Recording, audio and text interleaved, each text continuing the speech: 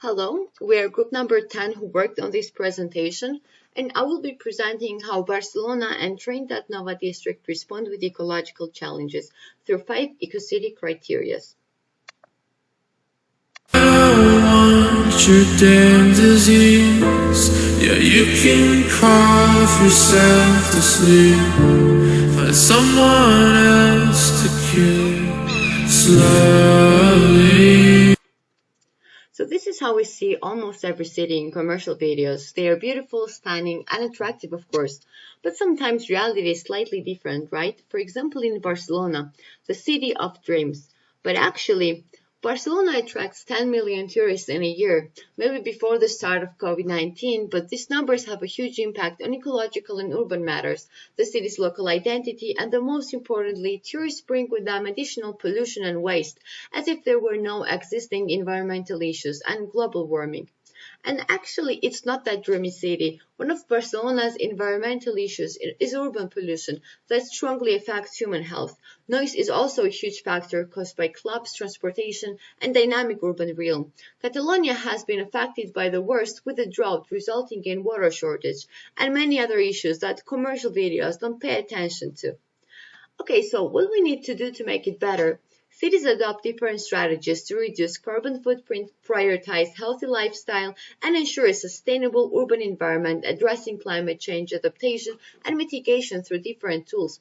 Let's see how Barcelona, as one of the most attractive European cities, responds with ecological challenges on different scales.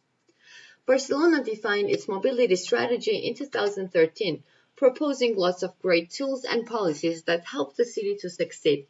Cycling paths, new tram lines, e-car and bike sharing services, famous super blocks aiming to reduce traffic, and a number of great digital tools for additional flexibility. So should we say that Barcelona is a benchmark for sustainable mobility? I think it could be.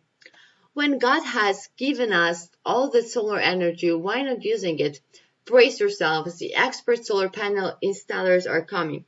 Barcelona was a pioneering city in implementing solar energy systems. So if the renewable energy system is not realistic, then renew your politicians, meaning that policies are really important in developing this kind of good goals for the whole city. And Barcelona seems to be much aware of it. Barcelona changed its waste management perspective in 2013. Firstly, street cleaning and waste removal became key services in the clean and safe urban regeneration strategy. Secondly, zero waste strategy led effective policies in recycling and consumption patterns. However, there is some skepticism about rubbish selection system. Can't it be simpler and more distinguishable? Barcelona started thinking about social equity 10 years ago. The recent plan promotes socially fair, diverse, and intellectual city, a habitable and welcoming, educating city, a feminist city, and a healthy city to achieve inclusiveness. Sounds good, right? Apparently, social equity is working well according to the goals and results in Barcelona. During the last 2 decades, Barcelona proceeded in increasing the amount of local food and involving citizens to produce it.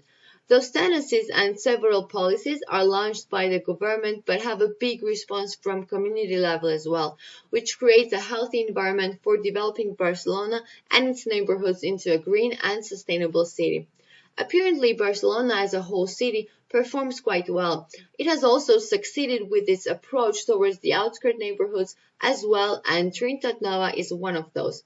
It was initially built in 50s without much planning and insufficient facilities, so it was full of problems. However, it has recently become very popular, and let's find out why. The area was selected for intervention because of some physical problems. Some buildings were demolished and new ones got built. Different planning and policy measures contributed to the enhancement of the living standards in the deprived area that includes rethinking and improving the area with high participation of residents in the process of regeneration. Neighborhood got connected with the new metro lines, and it looks welcoming with green pedestrian paths and cycling lines, as well as centralized parkings and nice urban design. But bike sharing just became accessible here, and commuting time is still twice more to cover by public transport than by car, which could be still not bad, but it's an alert for the further discussion regarding accessibility. Trinitat Nova was a neighborhood that changed the system of producing energy and heat. but that required to build new buildings that will include solar insulation and also to reorganize the urban structure to improve efficiency of energy use.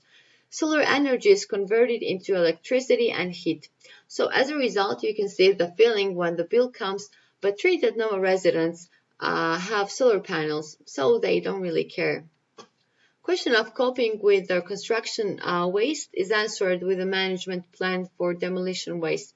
Trinitat Nova also showed a good example in terms of reuse of grey water, which has been used in sinks, washing machines, and showers.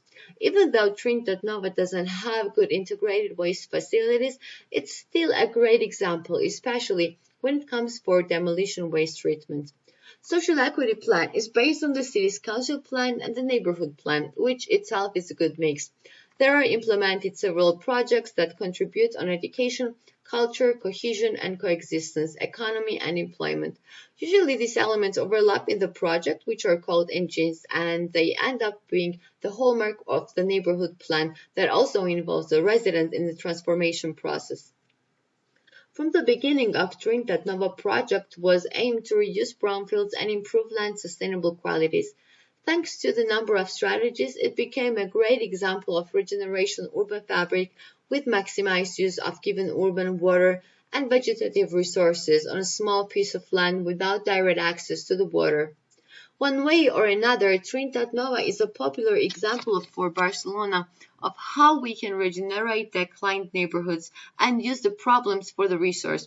It has some good aspects from the social perspective as well, since it's a community-driven project where urban design is welcoming, lots of nice tools are implemented, and great things happen. However, when it comes to comparing different levels of the performance of the city of Barcelona and its neighborhoods, it's clear that the scale matters. Apparently, mobility and land ethics succeed better on the city scale, while using of energy, waste, and equity appear to work better at Trinitat Nova district. So, is it governance, or the management, or maybe a awareness issue? Overall, during the process of transformation towards a sustainable city, policies play a crucial role in Barcelona.